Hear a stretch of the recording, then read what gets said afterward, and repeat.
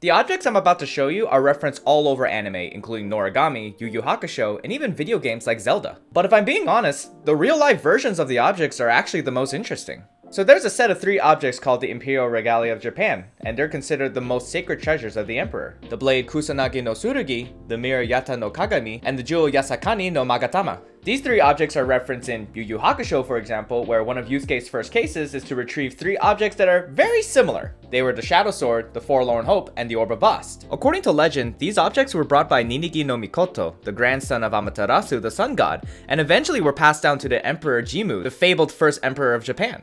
When Amaterasu was hiding from her brother Susanoo in a cave, the world was plunged into darkness.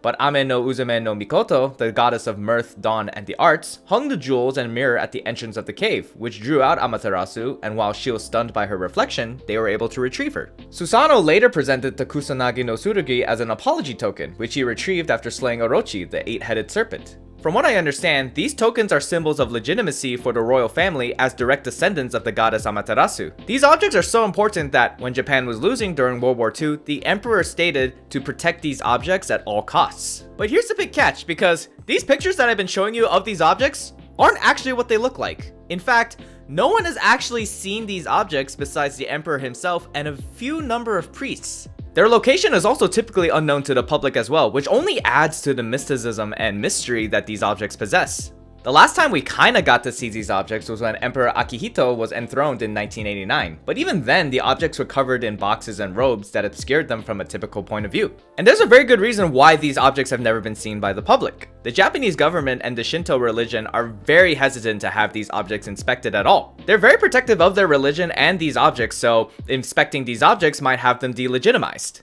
But that only adds to the mystery and mysticism of these objects, and it honestly makes me believe, hey, maybe Amaterasu and the other Shinto gods actually did exist at some point in time. And it would be even crazier if these objects actually had some magical powers bestowed upon them, but they're just kept secret. This honestly beats any other anime weapon out there as one of the greatest mysteries of Japan that I'm not sure we'll ever get a full answer to. And now that we know a little bit more about these objects, it's no secret why they're always referenced in anime, video games, and other media. Thank you guys so much for watching this video. If you learned something new today, maybe consider liking, subscribing, and leaving a comment down below. Let me know if there's other topics about anime you'd like me to cover, but otherwise I'll see you guys next time.